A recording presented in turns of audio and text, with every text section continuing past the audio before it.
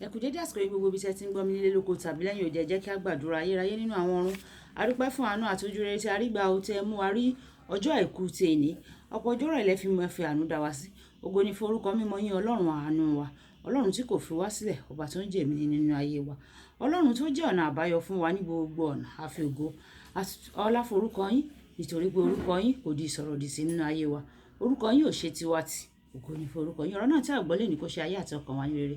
Tó ti àgbàdúrà lórúkọ Jésù Olúwa wa. Àmín. Àmín ní orúkọ Jésù. Ìwé ọ̀run ṣíṣí tí a tẹ ọwọ́ olùṣọ́ àgùntàn Enoch Adeboye kọ. Ení ọjọ́ àìkú ọjọ́ kẹjọ oṣù kẹwàá. Ní ọjọ́ àìkú ọjọ́ kẹjọ oṣù kẹwàá. Àkòrí tí a ó gbéyẹ̀wò sọ pé ọ̀nà náà, ọ̀nà àbáyọ náà, ọ̀nà àbáyọ náà. A mú àkọ́sórí wa nínú ìwé Ẹ́kísódù orí ìkẹfà ẹsẹ̀ ìkẹfà. Ìwé Ẹ́kísódù orí ìkẹfà ẹsẹ̀ ìkẹfà tí ó kà báyìí pé nítorí náà wí fún àwọn ọmọ Ísírẹ́lì pé èmi ni Olúwa. Èmi ò sì mú yín jáde kúrò lábẹ́ ẹrú àwọn ará Íjíbítì. Èmi ò sì yọ yín kúrò ní oko ẹrú wọn. Èmi ò sì fi apá nínú àwọn ìdájọ́ ńlá dá yín ní ìdè. Nígbà tí a mú Bíbélì kíkà wá nínú ìwé Lúùkù orí ìkọkànlá ẹsẹ̀ ìkáǹdógún. Ìwé Lúùkù orí ìkeje ẹsẹ̀ ìkọkànlá dé ìkáǹdógún. Ìwé Lúùkù orí ìkeje ẹsẹ̀ ìkọkànlá dé ìkarùndógún tí ó kà báyìí pé ó sì ṣe ní ijọ́ kejì ó lọ sí ìlú kan tí à ń pè ní Náínì.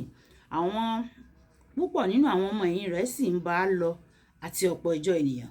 Bí ó sì ti súnmọ́ ẹnu ibodè ìlú náà sì kíyèsí, wọ́n ń gbé òkú kan jáde, ọmọ kan ṣoṣo náà ti ìyá rẹ̀. Ó sì jẹ́ opó. Ọ̀pọ̀ ìjọ ènìyàn ìlú náà sì wà pẹ̀lú rẹ̀.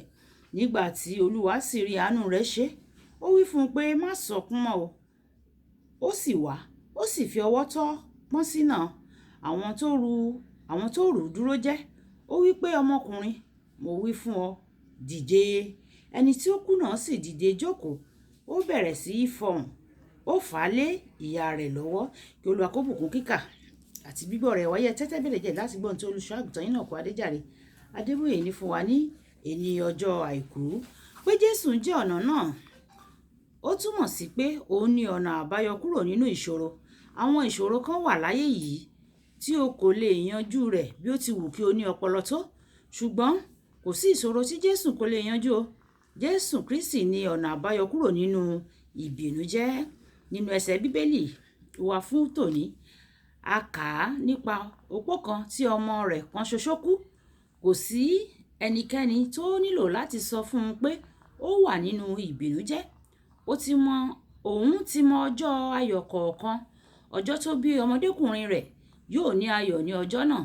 Ṣùgbọ́n èṣù wọlé o. Ó sì bẹ̀rẹ̀ sí ní yí ayọ̀ rẹ̀ padà sí ìbìnújẹ́ díẹ̀díẹ̀. Àkọ́kọ́ nípa pípa ọkọ rẹ̀. Lẹ́yìn náà ó tún wá fún ọmọ rẹ̀ kan ṣoṣo. Mo lè fi dá ọ lójú pé bí wọ́n ti ń lọ sí ilẹ̀ ìsìnkú, ìbànújẹ́ rẹ̀ pọ̀ tó bẹ́ẹ̀ sí nítorí ó mọ̀ pé àwọn kan wà lára àwọn tó ń tẹ̀lé tí wọ́n díbọ́n bí ẹni pé àwọn ń sọkún pẹ̀lú rẹ̀, tí wọ́n sì ń sọ nínú ọkàn wọn pé kí ló dé tí ọ̀rọ̀ rẹ̀ fi wá burú jáì báyìí. Ṣé ìwọ nìkan ló wà ní inú ìlú yìí ni?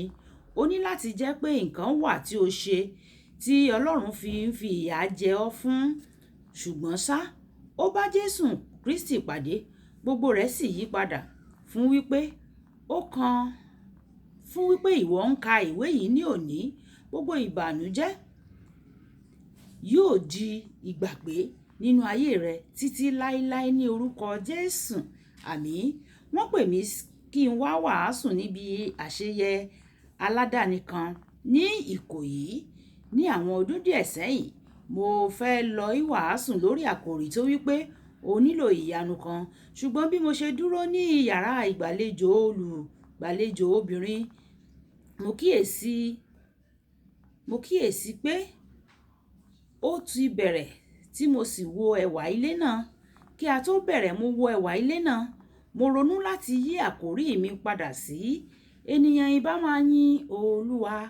Mo wò pé olùgbàlejò mi obìnrin náà àti àwọn àlejò rẹ̀ mo wò wọ́n bí ẹni pé wọ́n ní ohun gbogbo tí wọ́n nílò. Ṣùgbọ́n Ọlọ́run alágbára wípé kí n bá wọn sọ̀rọ̀ nípa onílò ìyanu kan.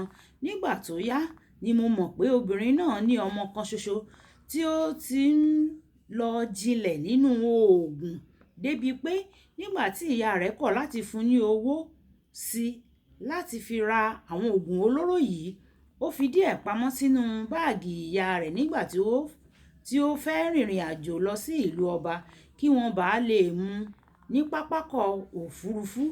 Ohun gbogbo jọ bí ẹni pé ó dára, ó sì rẹwà ní ìta, ṣùgbọ́n inú burú jáì. Ní ọjọ́ kan bí mo ṣe ń wàásù, ní ọjọ́ náà bí mo ti ń wàásù, ọmọkùnrin náà fi ayé rẹ̀ fún Jésù o. Ìyá rẹ̀ sì mọ ayọ̀ láti ọjọ́ náà lọ. Bí ìwọ náà bá fẹ́ ní ayọ̀ fún ìyókù ọjọ́ ayé rẹ, ọ̀nà kan ṣoṣo ni nípasẹ̀ Jésù Kristi. Jẹ́ kí ó gbé àwọn ẹrù ayé rẹ. Ìwé Mátíù orí 11 ẹsẹ̀ 28. Kókó ọ̀rọ̀: Jésù máa ń fi ìsinmi fún ọkàn tó ru ẹrù, ṣùgbọ́n ìwọ yóò ní láti kọ́kọ́ yọ̀ǹda fún un ná. Jésù á máa fi ìsinmi fún ọkàn tí ó ń ru ẹrù, ṣùgbọ́n o ní láti kọ́kọ́ yọ̀ǹda fún Jésù kí ó tó fi ìsinmi fún ọ. Mọ̀ọ́dé mọ̀ọ́gẹ̀, ìpéǹpéjú ojú báyìí ni àlàáfíà, ibi tí a ò fi àdàgbà ọ̀run ṣíṣí kíkà ti èní sí. A kú iṣẹ́ ìṣe ni o. Ó dàbọ̀.